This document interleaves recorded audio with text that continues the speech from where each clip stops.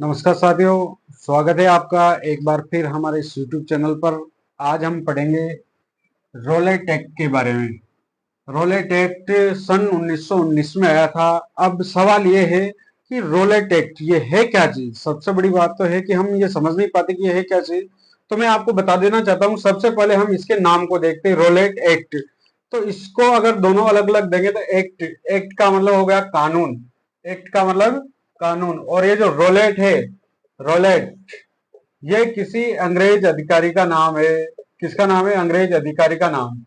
तो अब हमारे पास ये जो बात स्पष्ट हो चुकी है कि रोलेट किसी व्यक्ति का नाम है जो एक अंग्रेज अधिकारी था, और एक्ट यानी कानून।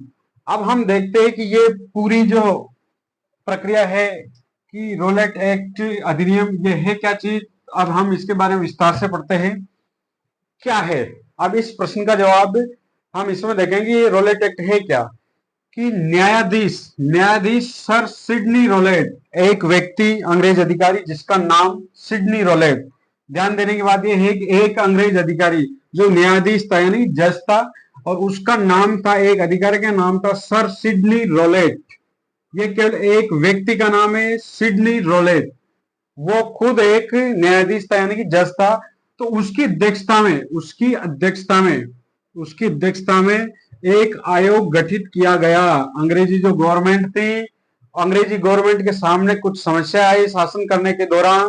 तो उन्होंने अपने जो एक न्यायाधीश थे सर सिडनी रोलेट, उनकी अध्यक्षता में एक आयोग गठित किया गया।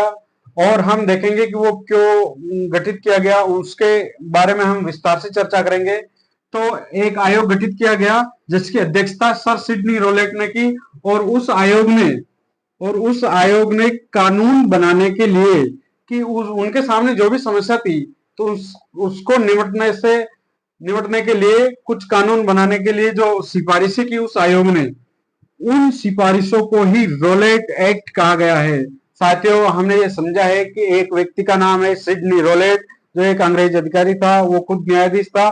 तो एक आयोग का गठन किया गया अंग्रेजी गवर्नमेंट के द्वारा, और सिडनी रोलेट की अध्यक्षता में उस आयोग ने जो रिपोर्ट प्रस्तुत की, और उस रिपोर्ट के आधार पर जो कानून बन करके आया, उसी को हम रोलेट एक्ट के नाम से जानते हैं। ये रोलेट एक्ट वही है कि सर सिडनी रोलेट की अध्यक्षता में एक आयोग गठित हुआ, और उस आयोग ने जो रिपोर्ट दी और उसके आधार पर जो कानून बनकर के आया, उसी को हम रोलेट एक्ट कहते हैं। और यह वर्ष 1919 में, ध्यान देने की बात है, वर्ष 1919 में ये कानून आया। तो वर्ष 1919 में रोलेट एक्ट आया। और ये क्या है हम समझ चुके हैं। सर सिडनी रोलेट की अध्यक्षता में ये एक आयोग था और उसने सिफारिशें की।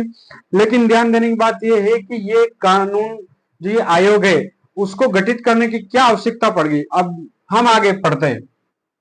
भारत में हो रही क्रांतिकारी घटनाओं के कारणों का पता लगाने के लिए, अब जब अंग्रेजी गवर्नमेंट शासन कर रही थी, तो हर एक प्रकार से जो है अत्याचार के कारण जनता त्रस्त थी, किसान ऋणग्रस्त थे। तो धीरे धीरे क्रांतिकारी जो हलचल है या घटना है वो बढ़ने लगी थी। तो वहां से, ब्रिटेन से, जब ये सोचा गया कि ऐसे क्या कारण है कि बार बार ऐसी घटनाएं हो रही, क्यों ना इनका अध्ययन किया जाए। तो ये एक आयोग गठित किया गया और उसको जिम्मेदारी दी गई कि ये क्रांतिकारी जो घटना है ये क्यों हो रही है, इनके कारणों का पता लगाओ।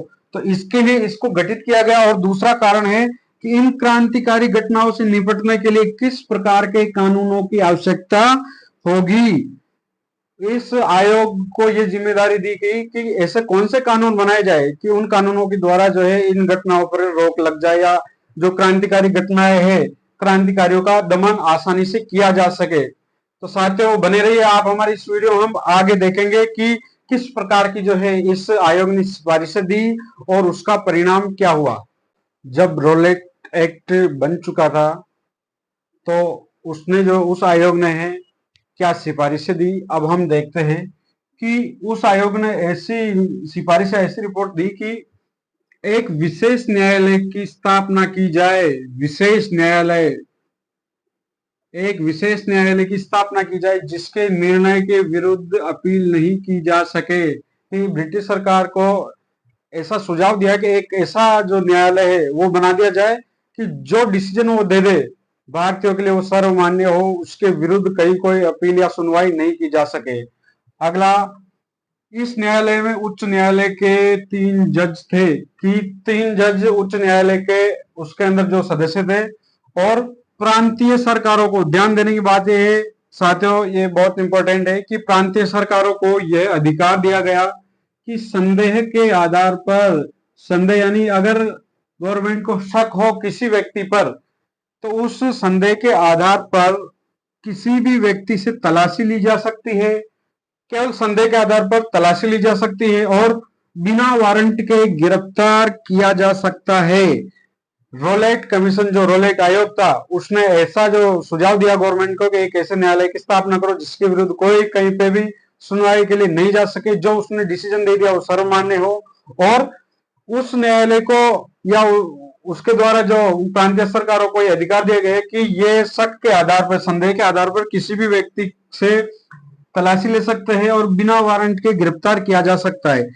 इस न्यायालय के विरुद्ध कहीं पर कोई अपील, किसी प्रकार की कोई दलील या फिर कोई भी वकील नहीं कर सकता। एक ऐसा न्यायालय हो जिसके खिलाफ कोई न तो अपील की जा सकती और उसका जो है डिसीजन सर्वमान्य हो।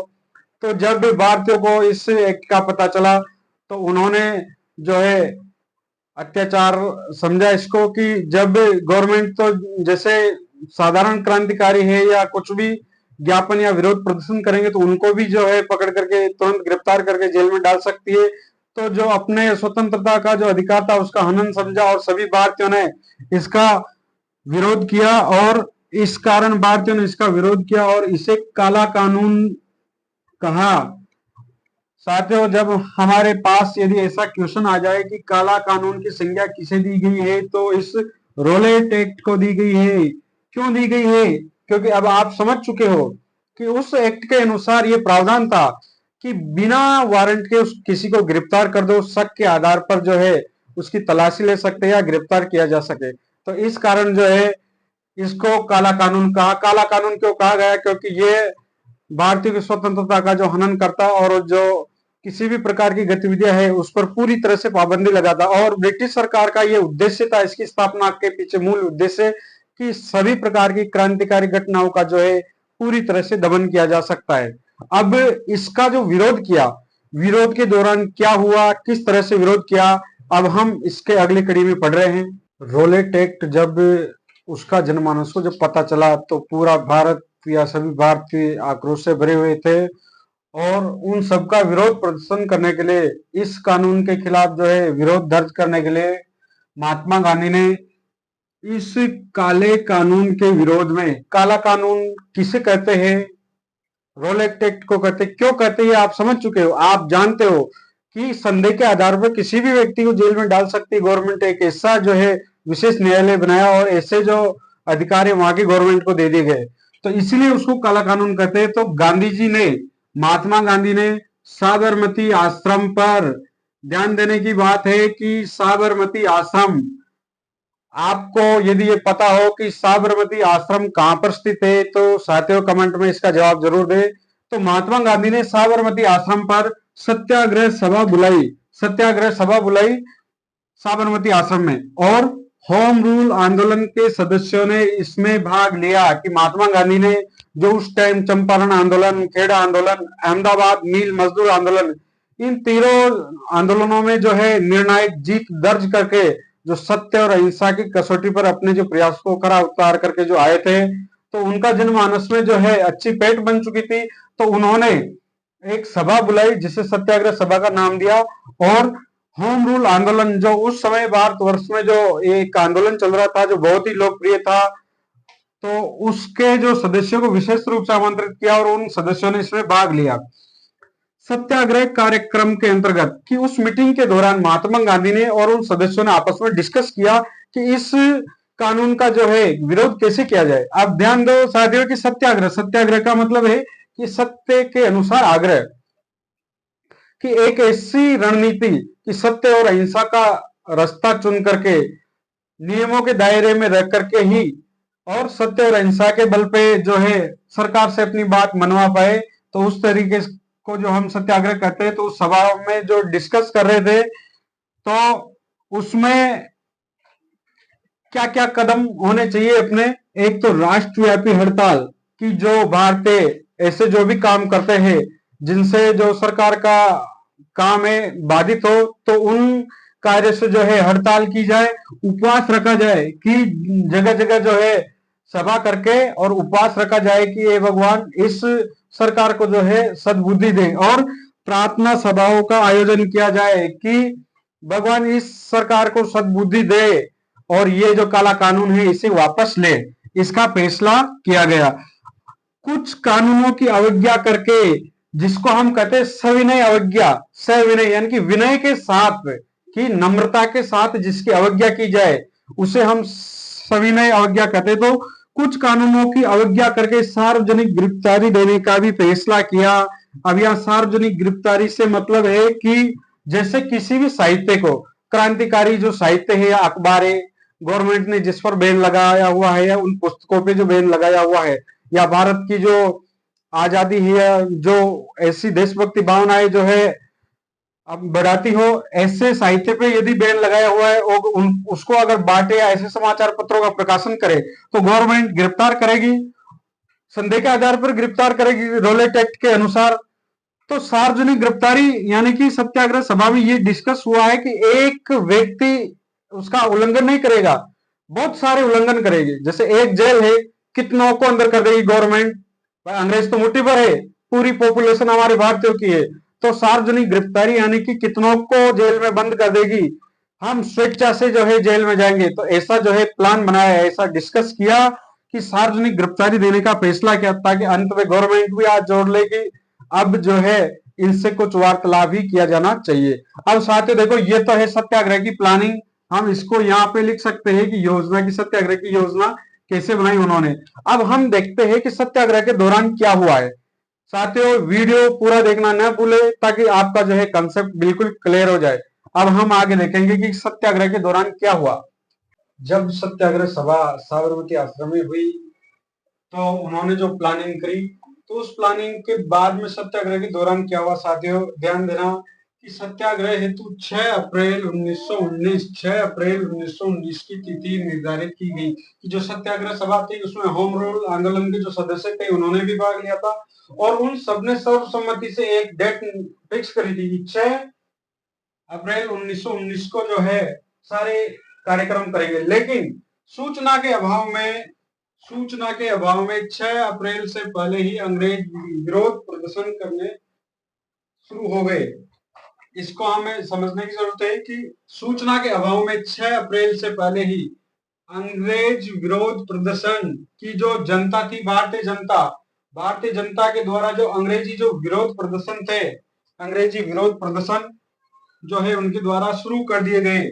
अब आगे देखो कि दिल्ली, कलकत्ता, अहमदाबाद, ये अहमदाबाद कहाँ पड़ता है, हमारे गुजरात में पड़ता है, आदि जगहों पर हिंसात्मक प्रतिरोध हुआ। देखो जब हमने पहले देखा कि प्लानिंग करी गई तब तो सत्य और अहिंसा के आधार सत्याग्रह का जो है वो रूटीन बना, लेकिन हिंसात्मक प्रतिरोध शुरू हो गया। अमृतसर और पंजाब में तो आंदोलन ने हिंसात्मक रूप ले लिया कि पंजाब के अंदर जो है हिंसात्मक गतिविधियां ज्यादा होने लग गई। और जब ऐसी स्थिति में गांधी जी ने पंजाब जाकर स्थिति को संभालने का प्रयत्न किया तो उन्हें मुंबई भेज दिया गया।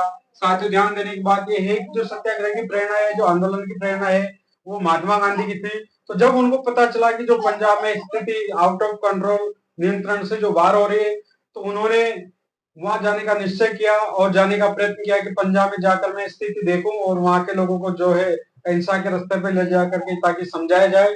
तो वहां जो अंग्रेजी गवर्नमेंट थी उनको वहां नहीं जाने दिया गया और उनको वापस कहां भेज दिया गया, मुंबई भेज दिया गया। साथियों ध्यान देने की बात यह है, शुरुआत से हम कहानी में वापस आते हैं कि वर्ष 1919 जब रोलेट एक्ट आया, रोलेट एक्ट न्यायाधीश सर सिडनी रोलेट की अध्यक्षता में एक आयोग गठन हुआ और उस आयोग ने जो रिपोर्ट दी उसी के आधार पर जो कानून हुए उनको हम रोलेट एक्ट के नाम से जाना जाता है। और रोलेट एक्ट का मुख्य उद्देश्य जो है क्रांति का दमन करना था।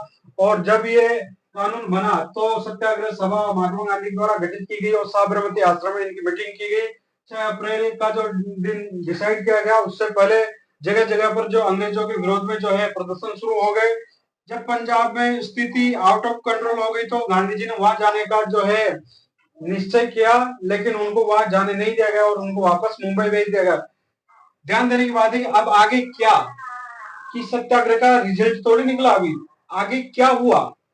आगे क्या हुआ कि 13 अप्रैल, मैंने यहां लिखा है कि 13 अप्रैल 1919 को एक भयंकर घटना हुई जिसने हमारे भारतीय इतिहास में एक धब्बा लगा दिया है कि वो घटना थी जलियांवाला बाग हत्याकांड। हम यहां लिखते हैं जलियांवाला बाग हत्याकांड।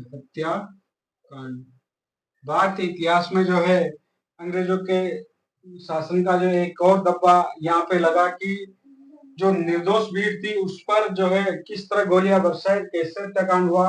तो साथियों, इस वीडियो में इतना ही। इससे नेक्स्ट वीडियो में आप हमारे वीडियो में बने रहिए, हम पूरा विवरण देखेंगे कि जलियांवाला बाग हत्याकांड। आपको ये समझना चाहिए कि जो रोलेट एक्ट है उसका विरोध हो रहा था, तो उस विरोध की प्रतिक्रिया के स्वरूप ही जलियांवाला बाग हत्याकांड जो हो गया। अब हम इसके बारे में विस्तार से पढ़ेंगे। आप हमारे चैनल पे ये इतना लास्ट तक वीडियो देखने के लिए आपका बहुत बहुत धन्यवाद। अगर वीडियो अच्छा लगे तो सब्सक्राइब करना, लाइक और शेयर करना। Thank you. जय श्री श्याम।